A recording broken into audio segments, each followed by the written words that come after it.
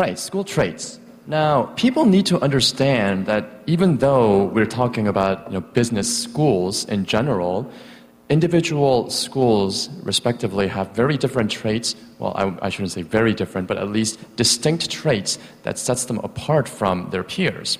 Now, when we say Wharton, the premier college that probably is the dream of everybody's mind, they focus really on practical education, right?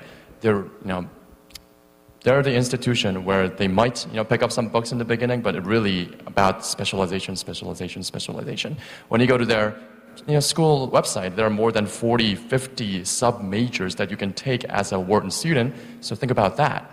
And then the MIT Sloan, okay? Massachusetts Institute of Technology, right? So they're really focused on the mathematics and statistics of everything.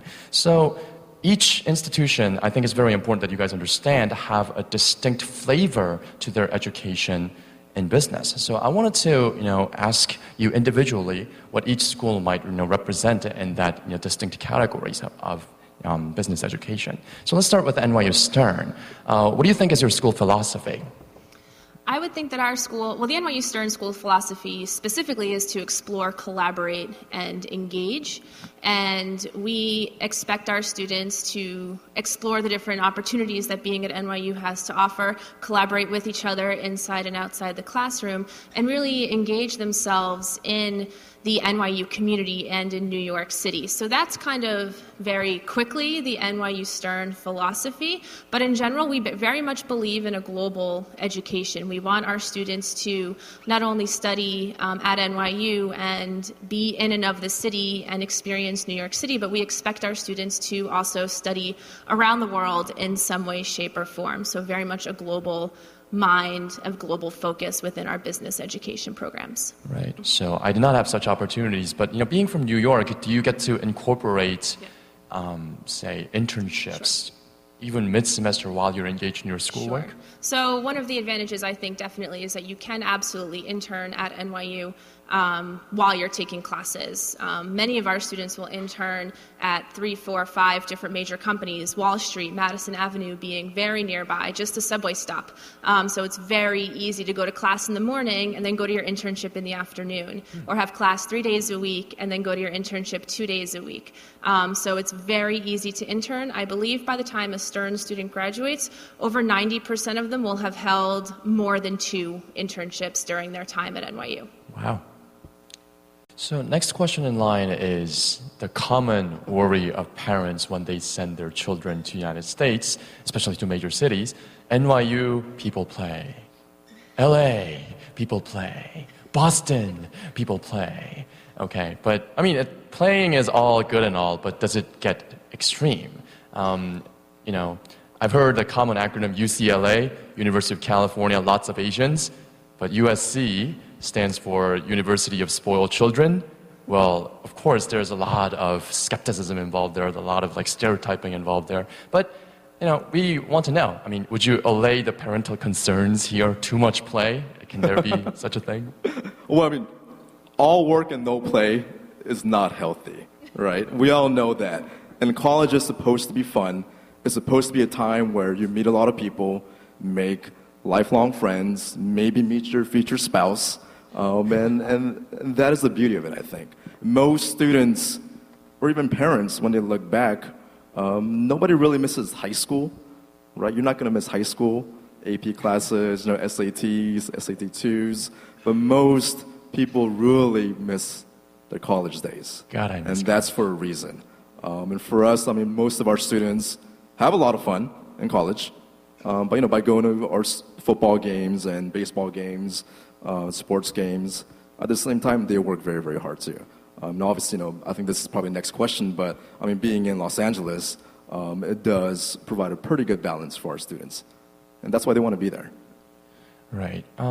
If I may add a little bit to that, I remember reading an article by a Northwestern sociologist once, who was looking through the hiring patterns of the major investment banks, and they actually had the idea that if you have a near perfect, immaculate GPA, that actually goes against you because they don't want to hire people who are so just immersed in studying, they don't enjoy social interactions. Because so much about business, once again, is about people, right? Interaction. So I remember being taken really aback by that. So play, do you think that has also a positive impact on the overall education of business as well? Yes.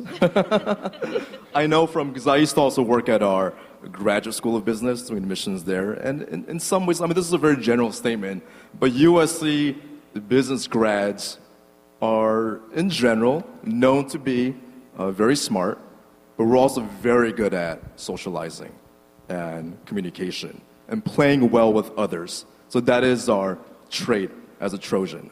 And of course, as a lot of parents know, I mean, a lot of business, commerce, consulting is really based on networking and relationships.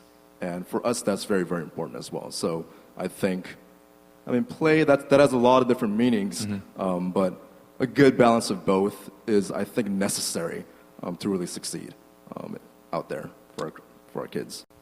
So Babson College, school philosophy. So Babson's institutional mission, every school has one. Sometimes they're a couple pages long. Ours is great because it's one sentence. And I think it really sums up kind of what our school philosophy is, and that is to educate students who will create great economic and social value everywhere. So we really want to educate leaders who are going to really make an impact in their fields, but not just economically. So not just thinking about the money as we were talking about earlier, but a social impact as well, and to do that everywhere. Really emphasizing that global perspective and the diverse campus that we have, preparing students to make an impact in Boston, across the United States, across the world. Secondarily is obviously our philosophy on entrepreneurship and the focus on an entrepreneurial education and educating entrepreneurs of all kinds. Babson has actually trademarked that phrase, entrepreneurs of all kinds, to really sum up what we do and the type of education we have. So about the entrepreneurial education, what should we think that is? When you say entrepreneurial education, I have no idea how to understand it because it is so distinct. Mm-hmm. So I mean, like I explained a little bit about it in the presentation, but it's really about that entrepreneurial mindset. It's about that thought and action that can be applied in many different ways. That ability to put yourself out there and find those opportunities, find new and better ways of doing things, finding those opportunities, those solutions to problems that don't even exist yet. That's that entrepreneurial mindset. Can you give me an example of such entrepreneurial mindset? I feel like something that is general and nebulous can really come into focus by citing an example.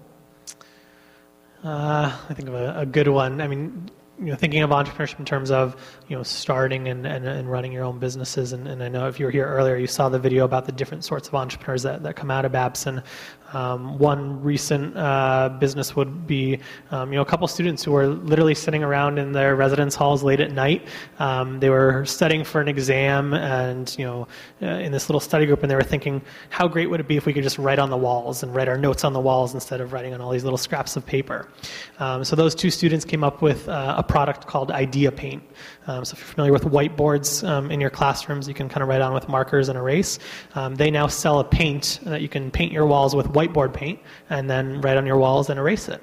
So that was that entrepreneurial mindset. Again, just sitting around in the residence hall, they're faced with this ineffective way of studying and doing something and thinking, hey, how can we do this better? And now they're running this multi-million-dollar company. Taking initiative, I guess. Absolutely. Are there any parting notes, parting advices on these brilliant students who have joined us today? Yeah, I think my biggest piece of advice for you as you go through this process is to be authentic. Be authentic to yourself as you're looking at the schools that you might be considering, and identifying those schools that are a good fit for you and not getting caught up in the best school on paper, the best school in the rankings, and being authentic in the application process. I would say do your research. Of course, choosing a university is very, very important, right? It'll stick with you for the rest of your life. And for the parents, it's a very, very expensive investment for U.S. education. And I think for the students, you do want to be at a place where you're happy. That is very, very important, to thrive and be happy for the next 4 years. And because there are dozens and dozens and dozens of business programs throughout the United States, Canada, Australia, United Kingdom, you really have to do your research. And it's great that you're here because you're learning more about our institutions. So do your research because the information is massive out there. The last thing that I like to say is that things happen for a reason. You're going to choose the schools that you're going to apply to for whatever those reasons may be. We're going to make the best decisions, and other admission counselors at other schools that you apply to are going to make the best decisions that they can possibly make. And you may not get admitted to every single school. You may not get admitted to the school that you apply early decision, or you might not get admitted to the school that is your dream school. But it's really important to remember that things do happen for a reason, and that it's important to really keep an open mind and understand that wherever you end up, it's what you make of it. It's what your experience is going to be, is what you make of it, and it's going to be the place that you call home for the next 4 years. So it's important that you do your research, you really do apply to the programs that you're interested in, and just know that things happen for a reason. Okay, thank you, admissions officers. So would you give us a round of applause for people who have dedicated their time?